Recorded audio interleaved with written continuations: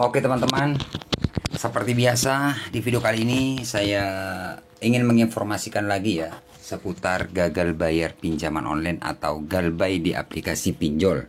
Yaitu aplikasi yang pertama aplikasi FinPlus dan yang kedua pinjam duit. Nah, buat teman-teman yang saat ini baru telat bayar di aplikasi FinPlus ataupun pinjam duit, ya, mungkin teman-teman penasaran resikonya seperti apa. Di sini saya akan menjelaskan sesuai pengalaman teman-teman ya, karena kedua aplikasi ini sampai sekarang nggak dibayar sama sekali. Nah, seperti apa resikonya? Langsung saja kita bahas. Seperti biasa, buat teman-teman yang baru menemukan channel ini, jangan lupa tekan tombol subscribe-nya. Dan buat teman-teman yang sudah subscribe ke channel ini, saya ucapkan banyak-banyak terima kasih karena telah mendukung channel ini. Jadi saya lebih semangat lagi berbagi informasi seputar pinjol. Oke, soalnya sekarang ini banyak informasi simpang siur. Ya, kenapa saya bilang simpang siur? Ya, soalnya banyak yang komen di video-video saya ataupun yang langsung WA ke saya.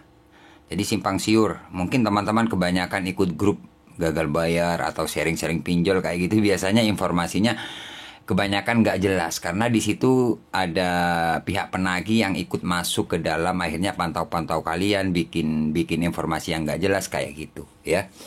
Oke, tanpa lama-lama, yang pertama-tama saya buka aplikasi FinPlus. Saya menunjukkan tagihan berapa dan telat berapa, nanti akan saya jelaskan. Oke. Nah, di sini teman-teman ya. Ini aplikasi FinPlus ya. Ada tagihan cicilan pertama atau pembayaran yang pertama ini 3.300 sekian-sekian. Kemudian tanggal 31 bulan 7 2024. Artinya ini sudah lewat sekitar 4 bulan, bahkan hampir 5 bulan tidak dibayar. Ya. Nah, di bagian bawah di sini teman-teman, telat 144 hari. Jadi teman-teman lihat nih ya, 144 hari artinya hampir 5 bulan tidak dibayar untuk cicilan yang pertama 3 juta. Dan untuk cicilan yang kedua atau pembayaran yang kedua 9 juta sekian-sekian, tanggal 1 bulan 8 2024, telat 143 hari. Sama ya, hampir 5 bulan tidak dibayar. Kalau kita total keseluruhan ini 12 juta ya, sekitar berapa, 12 juta sekian-sekian lah ya. Ini sudah plus bunga atau denda teman-teman. Oke, resikonya yang pertama, kalau teman-teman telat bayar, kalian akan dihubungi terus oleh pihak aplikasi atau pihak penagih dari FinPlus. Jadi di WA, di telepon kayak gitulah teman-teman.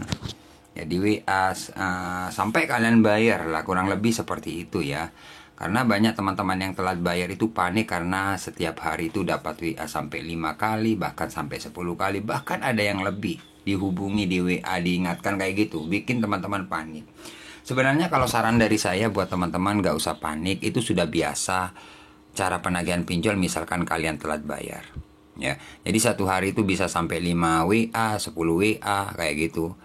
Ya, telepon, email kayak gitu. Teman-teman gak usah takut, itu sudah biasa.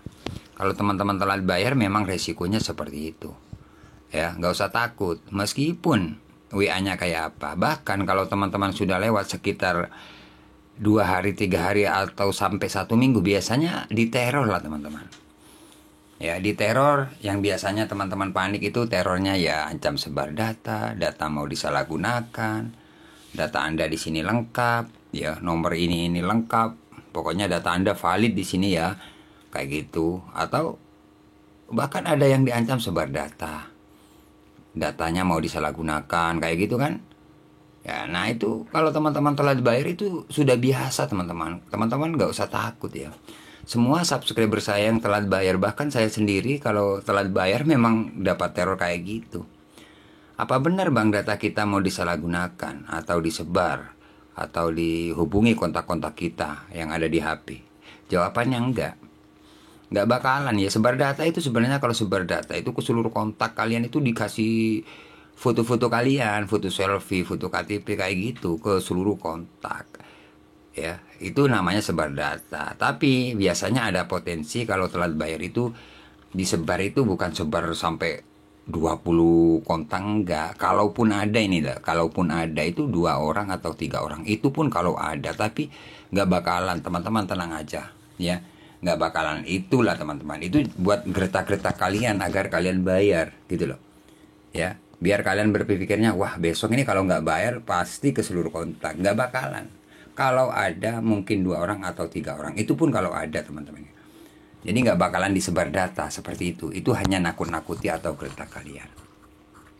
Kemudian untuk DC lapangan di aplikasi FinPlus ini sejauh ini teman-teman, ini aman ya. Aman, tidak ada yang namanya DC datang ke rumah. Tapi waktu telat, ya waktu telat 1 minggu kan, 2 minggu atau 1 bulan itu sama teman-teman, dapat WA katanya DC mau datang, tim kolektor mau jemput dana, sama semua. Yang telat bayar pasti dapat WA, dapat pesan kayak gitu, atau telepon DC hari ini mau datang, bahkan email. Itu benar nggak bang? Jawabannya enggak ya, cuman itu sebatas nakut-nakuti kalian, teror gitu loh, nakut-nakuti agar kalian bayar. Itu yang teman-teman nggak kuat kan biasanya mentalnya, karena kepikiran DC hari ini mau datang, gimana nanti, malu atau apa kayak gitu kan. Sebenarnya nggak bakalan teman-teman. Semua subscriber saya ribuan, bahkan yang WA saya itu ya dapat WA kayak gitu. Tapi nyatanya setelah 1 minggu saya tanyakan semua, gimana didatangi? Enggak, cuman WA terus. Ternyata sampai sekarang bertahun-tahun ya, bahkan ada yang 5 bulan, 6 bulan, bahkan ada yang 1 tahun, itu aman nggak didatangi gitu loh teman-teman. Jadi digretak kalian agar kalian bayar seperti itu ya. Ini salah satu contoh yang nggak dibayar 12 juta ya. 12 juta ini aman-aman saja sampai sekarang. Oke, jadi sudah jelas teman-teman ya. Intinya kalau teman-teman telat bayar itu diteror.